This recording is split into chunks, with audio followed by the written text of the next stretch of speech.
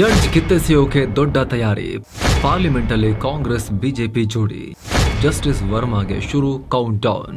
ನಮಸ್ಕಾರ ಸ್ನೇಹಿತರೆ, ಭಾರತದ ರಾಜಕೀಯ ಈಗ ಮತ್ತೊಂದು ಐತಿಹಾಸಿಕ ಘಟನೆಗೆ ಸಾಕ್ಷಿಯಾಗ್ತಾ ಇದೆ. ಜಡ್ಜ್ ಮನೆಯಲ್ಲಿ ಕೋಟಿ ಕೋಟಿ ಅಕ್ರಮ ಹಣ, ಕ್ಯಾಶ್ ಸುಟ್ಟೋಗಿ ಎಲ್ಲ ಸಿಕ್ಕಿರೋ, ಬೆಂಕಿ ಬಿದ್ದಾಗ ಆಕಸ್ಮಿಕವಾಗಿ ಅಗ್ನಿಶಾಮಕ ಸಿಬ್ಬಂದಿ ಹೋದಾಗ ನೋಡಿದ್ರೆ ಕ್ಯಾಶ್ ರಾಶಿನೇ ಸಿಕ್ಕಿರೋ ಪ್ರಕರಣದಲ್ಲಿ ಅಚ್ಚರಿಯ ಬೆಳವಣಿಗೆಗಳಾಗ್ತಾ ಇದ್ದಾವೆ. ಆರೋಪಿ ಜಡ್ಜ್ ಅನ್ನ ಮಹಾಭಿಯೋಗದ ಮೂಲಕ ಅಥವಾ ಇಂಪೀಚ್ಮೆಂಟ್ ಮೂಲಕ, ವಾಗ್ದಂಡನೆ ಮೂಲಕ ಕೆಳಗಿಳಿಸೋಕೆ ಜನಪ್ರತಿನಿಧಿಗಳು ರೆಡಿಯಾಗಿದ್ದಾರೆ. ಕಾಂಗ್ರೆಸ್ ಬಿಜೆಪಿ ಎಲ್ಲ ಒಂದಾಗಿದ್ದಾರೆ. ಖುದ್ದು ಬಿಜೆಪಿ ಇದಕ್ಕೆ ನಮಗೆ ಕಾಂಗ್ರೆಸ್ ಬೆಂಬಲ ಇದೆ ಅಂತ ಹೇಳಿದೆ. ಆರಂಭದಲ್ಲಿ ಕಾಂಗ್ರೆಸ್ ನ್ಯಾಯಾಂಗದ ಮೇಲೆ ದಾಳಿ ಮಾಡ್ತಾ ಇದ್ದೀರಾ ಅಂತೆಲ್ಲ ಹೇಳ್ತಾ ಇತ್ತು. ಬಿಜೆಪಿಗೆ ನ್ಯಾಯಾಂಗ ಕಂಡ್ರೆ ಆಗ್ತಾ ಇಲ್ಲ, ಇಷ್ಟ ಆಗ್ತಿಲ್ಲ ಅಂತ ಹೇಳಿತ್ತು. ಆದರೆ ತನಿಖೆ ಮುಂದುವರೆದು ಇಲ್ಲಿ ಅಕ್ರಮ ಕ್ಯಾಶ್ ಇದ್ದಿದ್ದು ಹೌದು, ಬಹಳ ದೊಡ್ಡ ಪ್ರಮಾಣದಲ್ಲಿ ಭ್ರಷ್ಟಾಚಾರದ ವಿಚಾರ ಇದರಲ್ಲಿ ಹೊರ ಬರ್ತಿರೋದು ಹೌದು, ಮನೆಗೆ ಬೆಂಕಿ ಬಿದ್ದಾಗ ಕ್ಯಾಶ್ ಎಲ್ಲ ಸುಟ್ಟು ಹೋಗಿದ್ದು ಇಲ್ಲಿ ಬಹಳ ದೊಡ್ಡ ಪ್ರಮಾಣದ ವಿಚಾರ ಇದೆ ಇಲ್ಲಿ ಅನ್ನೋದು ಗೊತ್ತಾಗಿತ್ತು. ಜಡ್ಜ್ಗಳು ಕೂಡ, ಸುಪ್ರೀಂ ಕೋರ್ಟ್ನ ಪ್ಯಾನಲ್ ಕೂಡ ಇದನ್ನ ಹೌದು ಅಂತ ಹೇಳಿತ್ತು. ಸೊ ಕಾಂಗ್ರೆಸ್ ಕೂಡ ಈ ಜಡ್ಜ್ ಅನ್ನ ಕೆಳಗಿಳಿಸೋಕೆ ಈಗ ಬೆಂಬಲ ಕೊಟ್ಟಿದೆ. 100 ಸಂಸದರು ಆಲ್ರೆಡಿ ಸೈನ್ ಕೂಡ ಮಾಡಿದ್ದಾರೆ ಪಕ್ಷಾತೀತವಾಗಿ. ಆದ್ರೆ ಇದೆಲ್ಲದರ ನಡುವೆ ಜಸ್ಟಿಸ್ ವರ್ಮಾ ಕೂಡ ಏನಾದ್ರೂ ಮಾಡಿ ಸ್ವಲ್ಪ ಟೈಮ್ ಉಳ್ಕೊಳ್ಳೋಕೆ ಪ್ರಯತ್ನ ಪಡ್ತಾ ಇದ್ದಾರೆ. ಕೋರ್ಟ್ ಮೆಟ್ಟಿಲೇರ್ತೀನಿ ಅಂತ ಹೇಳಿದ್ದಾರೆ. ಖುದ್ದು ಈ ನ್ಯಾಯಾಧೀಶ ತನ್ನ ಮೇಲೆ ಬಂದಿರೋ ಆರೋಪ ಸುಪ್ರೀಂ ಕೋರ್ಟ್ನ ಪ್ಯಾನಲ್ಲೇ ಹೌದು ಇಲ್ಲಿ ಸೀರಿಯಸ್ ಇದೆ ಅಂತ ಹೇಳಿದ್ಮೇಲೂ ಕೂಡ, ಇವರು ತಪ್ಪಿದೆ ಅಂತ ಹೇಳಿದ್ಮೇಲೂ ಕೂಡ ಕೋರ್ಟ್ ಮೆಟ್ಟಿಲೇರಿ ಸುಪ್ರೀಂ ಕೋರ್ಟ್ನ CJI ಪವರ್ ಬಗ್ಗೆ ಪ್ರಶ್ನೆ ಮಾಡ್ತಾ ಇದ್ದಾರೆ. ನನ್ನನ್ನು ತೆಗೀರಿ ಅಂತ ಹೇಳೋಕೆ ನಿಮಗೆ ಅಧಿಕಾರ ಇಲ್ಲ ಅಂತ ದಂಗೆ ಎದ್ದಿದ್ದಾರೆ. ಇದರ ಪರಿಣಾಮ ಜಸ್ಟಿಸ್ ವರ್ಮಾ ಕೇಸ್ ಮತ್ತೆ ರಾಷ್ಟ್ರ ಮಟ್ಟದಲ್ಲಿ ಕೋಲಾಹಲಕ್ಕೆ ಕಾರಣ ಆಗಿದೆ. ಹಾಗಿದ್ರೆ ಕೇಸ್ನಲ್ಲಿ ಸಂವಿಧಾನ ಏನ್ ಹೇಳುತ್ತೆ, ಏನಾಗುತ್ತೆ ಜಡ್ಜ್ ಕತೆ, ಕಾಂಗ್ರೆಸ್ ಬಿಜೆಪಿ ಒಟ್ಟಿಗೆ ಸೇರಿ ಜಡ್ಜರನ್ನ ಕೆಳಗಿಳಿದು ಹಾಕ್ತಾರ? ಬನ್ನಿ ಕಡೆ ತನಕ ಈ ಇಂಟ್ರೆಸ್ಟಿಂಗ್ ವಿಚಾರವನ್ನ ಮಿಸ್ ಮಾಡಿದೆ ನೋಡಿ. ಜಸ್ಟಿಸ್ ವರ್ಮಾ ತಲೆದಂಡ, ಸಂಸತ್ನಲ್ಲಿ ಸರ್ವ ಪಕ್ಷಗಳ ಸಜ್ಜು. ಜಸ್ಟಿಸ್ ಯಶವಂತ್ ವರ್ಮಾ ಅವ್ರ ಬಗ್ಗೆ ನಿಮಗೆ ಗೊತ್ತೇ ಇದೆ. ದಿಲ್ಲಿಯಲ್ಲಿ ಜಡ್ಜ್ ಆಗಿದ್ದ ಈ ಮನುಷ್ಯ ಸಾಕಷ್ಟು ಹೈ ಪ್ರೊಫೈಲ್ ಸಮಿತಿಗಳಲ್ಲೂ ಕೂಡ ಕೆಲಸ ಮಾಡಿದ್ರು. ಇವರ ಬಗ್ಗೆ ನಾವು ಈ ಡೀಟೇಲ್ ರಿಪೋರ್ಟ್ ನಲ್ಲಿ ಮಾಹಿತಿ ಕೊಟ್ಟಿದ್ವಿ. ಕಳೆದ ಮಾರ್ಚ್ 14ನೇ ತಾರೀಕು ಇವರ ಮನೆಯಲ್ಲಿ ಲೆಕ್ಕಕ್ಕೆ ಸಿಗದಷ್ಟು ದಂಡಿ ಕ್ಯಾಶ್ ಪತ್ತೆಯಾಯಿತು. 500ರ ನೋಟುಗಳು ಧಗಧಗಿಸಿ ಉರಿಯೋಕೆ ಶುರುವಾದವು. ಜನ ರೊಚ್ಚಿಗೆದ್ರು. ಬೆಂಕಿ ಬಿದ್ದು ಅದನ್ನ ಆರಿಸೋಕೆ ಫೈರ್ ಇಂಜಿನ್ ಆಫೀಸರ್ಸ್ ಬರೋ ತನಕವೂ ಈ ಭ್ರಷ್ಟಾಚಾರ ಹೊರಗೆ ಬಂದಿರಲಿಲ್ಲ. ನ್ಯಾಯ ಹೇಳೋ ಮನುಷ್ಯನ ಮನೆಯಲ್ಲಿ ಇಷ್ಟೆಲ್ಲ ಕ್ಯಾಶ್ ಎಲ್ಲಿಂದ ಬಂತು, ನಗದು ಅಷ್ಟೆಲ್ಲ ನೋಟ್ ಇಟ್ಕೊಳ್ಳೋಕೆ ಅವಕಾಶನೇ ಇಲ್ವಲ್ಲ, ಎಲ್ಲಿಂದ ಬಂತು ಅಂತ ಪ್ರಶ್ನೆ ಮಾಡಿದ್ರು. ನ್ಯಾಯಾಂಗದ ಮೇಲೆ ಅನುಮಾನ ಮೂಡೋ ರೀತಿ ಪ್ರಕರಣ ಕಾವು ಪಡಿತು. ಹೀಗಾಗಿ ಇದರ ವಿರುದ್ಧ ತನಿಖೆ ಮಾಡೋಕೆ ಸುಪ್ರೀಂ ಕೋರ್ಟ್ ಒಂದು ಸಮಿತಿ ರಚಿಸಿತು. ಅದು ಮೊನ್ನೆ ಒಂದು ವರದಿಯನ್ನ ಕೊಟ್ಟಿತ್ತು. ಅದರಲ್ಲಿ ಇವರು ತಪ್ಪು ಮಾಡಿರುವುದು ನಿಜ, ಇವ್ರನ್ನ ಹುದ್ದೆಯಿಂದ ಕೆಳಗಿಳಿಸಬೇಕು ಅಂತ ಸಮಿತಿ ಹೇಳ್ತು. ಯಶವಂತ್ ವರ್ಮಾರನ್ನ ವಜಾ ಮಾಡಬೇಕು ಅಂತ ರಿಪೋರ್ಟ್ ಹೇಳ್ತು. ಹೀಗಾಗಿ ಸಂಸತ್ತು ವಜಾ ಮಾಡೋಕೆ ತಯಾರಿ ನಡೆಸ್ತಾ ಇದೆ. ಆದ್ರೆ ಇದಕ್ಕೆ ಜಸ್ಟಿಸ್ ವರ್ಮಾ ಪ್ರತಿರೋಧ ಒಡ್ತಾ ಇದ್ದಾರೆ. ಇಲ್ಲಿ ಒಬ್ರು ಹೈಕೋರ್ಟ್ ಜಡ್ಜ್ ಅನ್ನ ವಜಾ ಮಾಡೋಕೆ ಸಂಸತ್ತೇ ಬೇಕಾ, ಸರ್ಕಾರನೇ ಮಾಡ್ಬೋದಲ್ವಾ ಅನ್ನೋ ಪ್ರಶ್ನೆ ನಿಮಗೆ ಮೂಡ್ಬೋದು. ಆದರೆ ಭಾರತದ ಪ್ರಜಾಪ್ರಭುತ್ವದಲ್ಲಿ ಇದಕ್ಕೆ ಅವಕಾಶ ಇಲ್ಲ. ಯಾವುದೇ ನ್ಯಾಯಾಧೀಶರನ್ನ ಕೂಡ ಏಕಾಏಕಿ ಸ್ಥಾನದಿಂದ ತೆಗಿಲಿಕ್ಕೆ ಬರಲ್ಲ. ಆಳೋ ಸರ್ಕಾರಗಳು ನ್ಯಾಯಾಂಗದ ಶಕ್ತಿಯನ್ನು ದುರುಪಯೋಗ ಮಾಡ್ಕೋಬಾರದು ಅಂತ ಸಂವಿಧಾನ ರಚಿಸಿದವರು ನ್ಯಾಯಾಂಗಕ್ಕೆ ಇಷ್ಟು ಪ್ರೊಟೆಕ್ಷನ್ ಕೊಟ್ಟಿದ್ದಾರೆ. ಹಾಗಂತ ತೆಗಿಲಿಕ್ಕೆ ಆಗಲ್ಲ, ಇವರೇ ಸುಪ್ರೀಂ ಜಡ್ಜ್ಗಳು, ಇವ್ರನ್ನ ಮುಟ್ಟಂಗೆ ಇಲ್ಲ ಅಂತಲ್ಲ. ತೆಗಿಯೋಕೆ ಅವಕಾಶ ಇದೆ. ಅದನ್ನ ಜನ ತೀರ್ಮಾನ ಮಾಡಬೇಕು. ಜನ ಹೇಗೆ ತೀರ್ಮಾನ ಮಾಡೋದು? ಜನರಿಂದ ಆಯ್ಕೆಯಾದ ಜನಪ್ರತಿನಿಧಿಗಳ ಮೂಲಕ ತೀರ್ಮಾನ ಮಾಡಬೇಕು. ಅದಕ್ಕೆ ಬೇರೆಯದೇ ಪ್ರೊಸೀಜರ್ ಇದೆ, ಅದನ್ನ ಎಕ್ಸ್ಪ್ಲೇನ್ ಮಾಡ್ತೇವೆ. ಆದರೆ ಈಗ ಆ ಶಿಫಾರಸಿನ ವಿರುದ್ಧ ವರ್ಮಾ ಆಕ್ರೋಶ ವ್ಯಕ್ತಪಡಿಸಿದ್ದಾರೆ. ಶಿಫಾರಸಿನ ವಿರುದ್ಧ ಸುಪ್ರೀಂ ಕೋರ್ಟ್ ಪ್ಯಾನಲ್ ಇವ್ರನ್ನ ಇಂಪೀಚ್ ಮಾಡಬಹುದು ಅಂತ ಶಿಫಾರಸು ಮಾಡಿತ್ತಲ್ಲ, ಆ ಶಿಫಾರಸಿನ ವಿರುದ್ಧ. ಇದೇನು ಮ್ಯಾಟ್ರ್ ಆಗಲ್ಲ, ಅವ್ರು ಶಿಫಾರಸು ಮಾಡಿದ್ರು ಅಷ್ಟೇ, ಮಾಡಿದ್ರು ಅಷ್ಟೇ. ಪಾರ್ಲಿಮೆಂಟ್ ಬೇಕಾದ್ರೆ ಇವ್ರನ್ನ ಕೆಳಗಿಳಿಸಬಹುದು. ಆದ್ರೂ ಕೂಡ ವರ್ಮಾ ಒಂಚೂರು ಕೊಕ್ಕೆ ಹಾಕಕ್ಕೆ ನೋಡ್ತಾ ಇದ್ದಾರೆ ಅಷ್ಟೇ, ಮಧ್ಯದಲ್ಲಿ ಟೆಕ್ನಿಕಲ್ ಥಿಂಗ್ಸ್ ಹಿಡ್ಕೊಂಡು. ಸುಪ್ರೀಂ ಕೋರ್ಟ್ಗೆ ಅರ್ಜಿ ಹಾಕಿದ್ದಾರೆ, ನೀವು ಮಾಡಿದ ಸರಿ ಇಲ್ಲ ಅಂತ. ಇನ್ನು ಸ್ನೇಹಿತರೆ, ವರದಿಯಲ್ಲಿ ಮುಂದುವರಿಯುವ ಮುನ್ನ seven sands tourism company Kashi ಅಯೋಧ್ಯೆಗೆ ಮತ್ತೊಂದು ಟ್ರಿಪ್ ಆಯೋಜಿಸಿದೆ. ಆಫರ್ ಪ್ರೈಸ್ ಕೇವಲ 36,500 ರೂಪಾಯಿ ಮಾತ್ರ. Kashi Ayodhya Triveni Sangam Gaya Bodh Gaya 4 night 5 days trip ಇದು. ಪ್ಯಾಕೇಜ್ ನಲ್ಲಿ ಫ್ಲೈಟ್ ಟಿಕೆಟ್ಸ್, 3 ಸ್ಟಾರ್ ಹೋಟೆಲ್ ನಲ್ಲಿ ಸ್ಟೇ, ಆಲ್ ಮೀಲ್ಸ್, ದೇವರ ದರ್ಶನ, AC ಟ್ರಾನ್ಸ್ಪೋರ್ಟ್ ವ್ಯವಸ್ಥೆ, ಬೋಟಿಂಗ್ ಮತ್ತು auto charges, 24/7 Kannada tour manager ಸೌಲಭ್ಯ, ಹಿರಿಯ ನಾಗರಿಕರಿಗೆ ವಿಶೇಷ ಕೇರ್ ಇರುತ್ತೆ. ಹೊರಡೋ ದಿನ 10 ಆಗಸ್ಟ್ 2025. ಕೆಲವೇ ಸೀಟುಗಳು ಲಭ್ಯ. ಆಸಕ್ತರು ಈ ನಂಬರ್ಗೆ ಕಾಲ್ ಮಾಡಿ ನಿಮ್ಮ ಸೀಟನ್ನ ಕೂಡ ಬುಕ್ ಮಾಡಿ. ಬನ್ನಿ ಈಗ ವರದಿಯಲ್ಲಿ ಮುಂದುವರಿಯೋಣ. ಸಂವಿಧಾನಕ್ಕೆ ವಿರುದ್ಧ ಎಂದ ವರ್ಮಾ.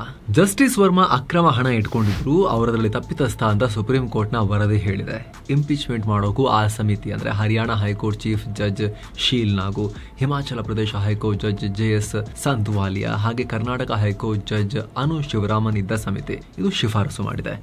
ಸುಪ್ರೀಂ ಕೋರ್ಟೇ ರಚಿಸಿದ ಈ ಸಮಿತಿ ಶಿಫಾರಸು ಮಾಡಿದೆ.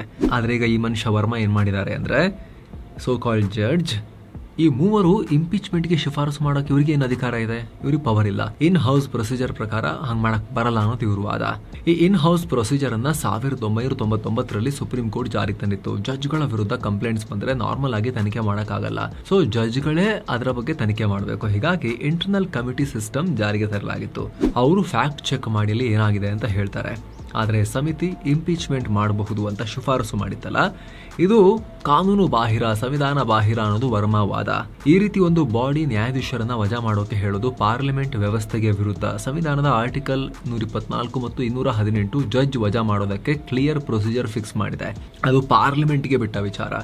ಈಗ ಇವರು ಶಿಫಾರಸು ಮಾಡಿದ್ರೆ ಅದು ಸಂವಿಧಾನದ ಚೌಕಟ್ಟಿನಿಂದ ಆಚೆ ಬರುತ್ತೆ, ಪರ್ಯಾಯ ಶಕ್ತಿ ರೂಪುಗೊಂಡಂತೆ ಆಗುತ್ತೆ ಅನ್ನೋದು ವರ್ಮಾ ಮಾಡಿರೋ ಆರ್ಗ್ಯುಮೆಂಟ್. ಜೊತೆಗೆ ನ್ಯಾಯಾಧೀಶರ ಮೇಲೆ ಸುಪ್ರೀಂ ಕೋರ್ಟ್ನ ನ್ಯಾಯಾಧೀಶರಿಗೆ ಹಕ್ಕಿಲ್ಲ ಅಂತ ಯಶವಂತ್ ವರ್ಮಾ ಹೇಳಿದ್ದಾರೆ. ಹಿಂದೆ ಸಂಜೀವ್ ಖನ್ನಾ CJ ಆಗಿದ್ದಾಗ ಸಮಿತಿ ರಚಿಸಿ ಸತ್ಯ ಶೋಧನೆಗೆ ಹೇಳಿದ್ರು. ಆದರೆ ಫ್ಯಾಕ್ಚುಲಿ ಅವರಿಗೆ ಹೈಕೋರ್ಟ್ ಜಡ್ಜ್ಗಳ ಮೇಲೆ ಕ್ರಮ ಕೈಗೊಳ್ಳೋಕೆ ಪವರ್ ಇಲ್ಲ. ಕೆಳ ಹಂತದ ನ್ಯಾಯಾಧೀಶರ ವಿರುದ್ಧ CJ ಶಿಸ್ತು ಕ್ರಮ ತಗೋಬಹುದು ಅಂತ ಸಂವಿಧಾನದಲ್ಲಿ ಹೇಳಿಲ್ಲ. ಹೈಕೋರ್ಟ್ ಜಡ್ಜ್ಗಳಿಗೆ ಕಾನ್ಸ್ಟಿಟ್ಯೂಷನ್ ಒಂದಷ್ಟು ರಕ್ಷಣೆ ಕೊಟ್ಟಿದೆ. ಅದನ್ನ ಉಲ್ಲಂಘನೆ ಮಾಡೋಕೆ ಸುಪ್ರೀಂ ಕೋರ್ಟ್ ಅಥವಾ CJ ಯಾರಿಂದಲೂ ಸಾಧ್ಯ ಇಲ್ಲ ಅಂತ ವಾದ ಮಾಡ್ತಿದ್ದಾರೆ. ಜೊತೆಗೆ ಈ ಸಮಿತಿ ಸರಿಯಾಗಿ ಸಾಕ್ಷ್ಯವನ್ನ ಕಲೆಕ್ಟ್ ಮಾಡಿಲ್ಲ. CCTV ಫುಟೇಜ್, ಇಂಪಾರ್ಟೆಂಟ್ ಎವಿಡೆನ್ಸ್ ಯಾವುದನ್ನ ಚೆಕ್ ಮಾಡಿಲ್ಲ. ನನಗೂ ಸರಿಯಾಗಿ ಹೇಳಿಕೆ ದಾಖಲಿಸೋಕೆ ಟೈಮ್ ಕೊಟ್ಟಿಲ್ಲ. ನನ್ನ ಅನುಪಸ್ಥಿತಿಯಲ್ಲಿ ಸಾಕ್ಷ್ಯ ತಗೊಂಡು ಹೋಗಿದ್ದಾರೆ. ಇದೆಲ್ಲವೂ ನ್ಯಾಯ ಕೊಡಿಸೋ ಪ್ರಕ್ರಿಯೆಯಲ್ಲಿ ದೊಡ್ಡ ಉಲ್ಲಂಘನೆ. ಜೊತೆಗೆ CJ Sanjeev Khanna final report review ಮಾಡೋಕೆ ಟೈಮ್ ಕೊಡಲಿಲ್ಲ. ನನ್ನ ವಾದವನ್ನ ಸರಿಯಾಗಿ ಆಲಿಸೋಕೆ ಹೋಗಿಲ್ಲ. ಪ್ಯಾನಲ್ ರಿಪೋರ್ಟ್ ಅನ್ನ ಕೂಡ ನೋಡಿಲ್ಲ. ಏಕಾಏಕಿ ನನ್ನ ರಾಜೀನಾಮೆ ಕೊಡಿ ಅಂತ ಕೇಳಿದ್ದಾರೆ. ಸ್ವಂತ ರಾಜೀನಾಮೆ ಕೊಡಿ ಅಥವಾ ನಿವೃತ್ತಿ ತಗೊಳ್ಳಿ ಅಂತ ಹೇಳಿದ್ದಾರೆ. ರಿಪೋರ್ಟ್ ಕೈ ಸೇರಿದ ಕೆಲವೇ ಗಂಟೆಗಳಲ್ಲಿ ಇವ್ರನ್ನ ವಜಾ ಮಾಡಿ ಅಂತ ಪ್ರಧಾನಿ ಮತ್ತು ರಾಷ್ಟ್ರಪತಿಗಳಿಗೆ ರೆಕಮೆಂಡ್ ಮಾಡಿದ್ದಾರೆ. ಇದೆಲ್ಲ ಪ್ರೊಸೀಜರ್ಗೆ ವಿರುದ್ಧ ಅಂತ ಹೇಳಿದ್ದಾರೆ. ಆದ್ರೆ ಜಸ್ಟಿಸ್ ವರ್ಮಾ ಅವರ ಯಾವ ಪ್ರಯತ್ನವೂ ಫಲ ಕೊಡೋ ಲಕ್ಷಣ ಕಾಣಿಸ್ತಾ ಇಲ್ಲ. ಯಾಕಂದ್ರೆ ಸುಪ್ರೀಂ ಕೋರ್ಟ್ನ ಪ್ಯಾನಲ್ ರೆಕಮೆಂಡ್ ಮಾಡದೇ ಇರಲಿ, ಪಾರ್ಲಿಮೆಂಟ್ಗೆ ಮಹಾಭಿಯೋಗ ಮಾಡೋಕ್ಕೆ, ಇಂಪೀಚ್ಮೆಂಟ್ ಮಾಡೋಕೆ ಪವರ್ಸ್ ಇದೆ. ಈಗ ಪಾರ್ಲಿಮೆಂಟ್ನಲ್ಲಿ ಪ್ರೊಸೀಜರ್ ನಡೆಸ್ತಾ ಇದ್ದಾರೆ. ಸಂಸತ್ನಲ್ಲಿ ಇವ್ರನ್ನ ಮಹಾಭಿಯೋಗದ ಮೂಲಕ ವಜಾ ಮಾಡೋಕೆ ಸರ್ಕಾರ ಮುಂದಾಗಿದೆ.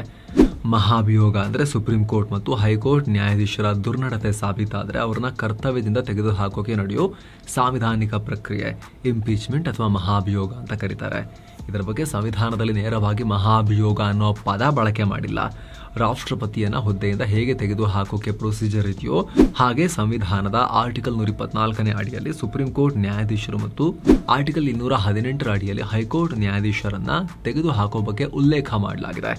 ಈ ರೀತಿ ನ್ಯಾಯಾಧೀಶರನ್ನ ತೆಗೆದುಹಾಕುವ ಪ್ರಕ್ರಿಯೆನ 1968ರ ಜಡ್ಜಸ್ ಎನ್ಕ್ವೈರಿ ಆಕ್ಟ್ನಲ್ಲಿ ನ್ಯಾಯಾಧೀಶರ ವಿಚಾರಣಾ ಕಾಯ್ದೆಯಲ್ಲಿ ವಿವರಿಸಲಾಗಿದೆ. ಇದರ ಪ್ರಕಾರ ನ್ಯಾಯಾಧೀಶರನ್ನ ತೆಗೆಯೋಕೆ ಸಂಸತ್ನಲ್ಲಿ ಕೆಲ ಆರಂಭಿಕ ಪ್ರಕ್ರಿಯೆ ಆಗಬೇಕು. ಇಂಥ ನ್ಯಾಯಾಧೀಶರನ್ನ ಇಂತಿಂಥ ಕಾರಣಕ್ಕೆ ತೆಗಿತಾ ಇದ್ದೀವಿ ಅಂತ ಸಂಸತ್ನ ಸ್ಪೀಕರ್ಗೆ ನೋಟಿಸ್ ಕೊಡಬೇಕು. ಈ ನೋಟಿಸ್ಗೆ ಲೋಕಸಭೆಯ 100 ಸಂಸದರು ಅಥವಾ ರಾಜ್ಯಸಭೆಯ 50 ಸಂಸದರ ಸೈನ್ ಹಾಕಬೇಕು. ಇದು ಕಡ್ಡಾಯ. ಈ ನೋಟಿಸನ್ನ ಲೋಕಸಭೆಯ ಸ್ಪೀಕರ್ ಅಥವಾ ರಾಜ್ಯಸಭೆಯ ಚೇರ್ಮನ್ ಒಪ್ಪಿದ ನಂತರ 3 ಸದಸ್ಯರ ತನಿಖಾ ಸಮಿತಿ ರಚಿಸಲಾಗುತ್ತೆ. ಇದರಲ್ಲಿ ಸುಪ್ರೀಂ ಕೋರ್ಟ್ ಜಡ್ಜ್, ಹೈಕೋರ್ಟ್ನ ಮುಖ್ಯ ನ್ಯಾಯಮೂರ್ತಿ ಹಾಗೆ ಮತ್ತೊಬ್ಬರು ಲೀಗಲ್ ಎಕ್ಸ್ಪರ್ಟ್ ಇರ್ತಾರೆ. ಆಮೇಲೆ ಈ ಸಮಿತಿ ನ್ಯಾಯಾಧೀಶರ ವಿರುದ್ಧ ಮಾಡಲಾದ ಆರೋಪಗಳ ತನಿಖೆ ನಡೆಸುತ್ತೆ.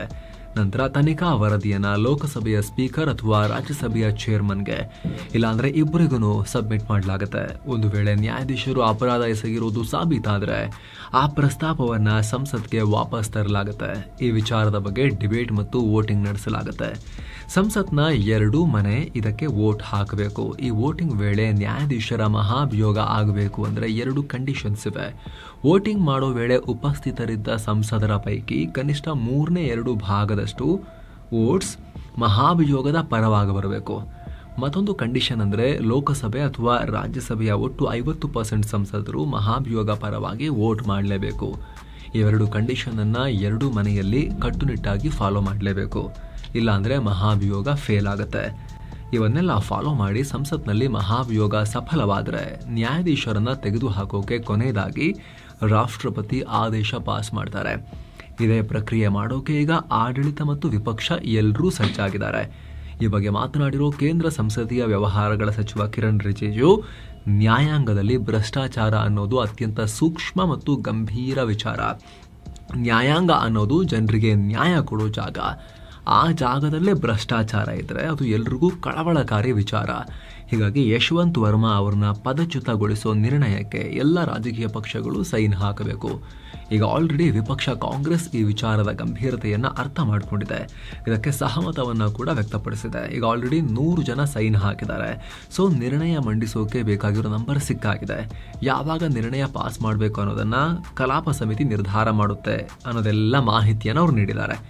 ಈ ಮೂಲಕ ಯಶವಂತ್ ವರ್ಮಾರನ್ನ ವಜಾಗೊಳಿಸುವುದು ಬಹುತೇಕ ನಿಶ್ಚಿತ. ಸ್ನೇಹಿತರೆ, ರಾಜ್ಯಸಭೆಯಲ್ಲಿ NDA 133 ಸೀಟ್ ಹೊಂದಿದೆ, ಕಾಂಗ್ರೆಸ್ 27 ಸೀಟ್ ಹೊಂದಿದೆ.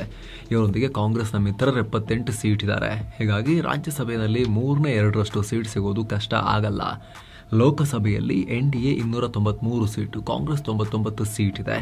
ಅವರ ಮಿತ್ರರು ಸೇರಿ 234 ಸೀಟ್. ಹೀಗಾಗಿ ಇಲ್ಲಿ ಯಶವಂತ್ ವರ್ಮಾರ ಕುರ್ಚಿಗೆ ಕೌಂಟ್ ಡೌನ್ ಶುರುವಾಗಿದೆ ಅನ್ನೋದರಲ್ಲಿ ಯಾವುದೇ ಆಪ್ಷನ್ ಉಳ್ಕೊಂಡಿಲ್ಲ. ಈ ಮೂಲಕ ಭಾರತದ ಇತಿಹಾಸದಲ್ಲಿ ಮೊದಲ ಬಾರಿ ಇಂಪೀಚ್ಮೆಂಟ್ಗೆ ಒಳಗಾದ ಮೊದಲ ನ್ಯಾಯಾಧೀಶ ಅಂತ ಕರೆಸ್ಕೊಳ್ಳೋ ಸಾಧ್ಯತೆ ಕಾಣಿಸ್ತಾ ಇದೆ. ಯಾಕಂದ್ರೆ ಭಾರತದ ಇತಿಹಾಸದಲ್ಲಿ ಇದುವರೆಗೆ ನ್ಯಾಯಾಧೀಶರನ್ನ ಸಂಸತ್ನಲ್ಲಿ ಮಹಾಭಿಯೋಗದ ಮೂಲಕ ತೆಗೆದು ಹಾಕಿಲ್ಲ.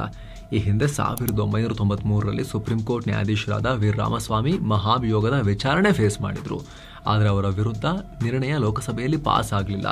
ನಂತರ 2011ರಲ್ಲಿ ಕಲ್ಕತ್ತಾ ಹೈಕೋರ್ಟ್ ಜಡ್ಜ್ ಸೌಮಿತ್ರಾ ಸೇನ್ ಕೂಡ ಮಹಾಭಿಯೋಗಕ್ಕೆ ಗುರಿಯಾಗಿದ್ರು.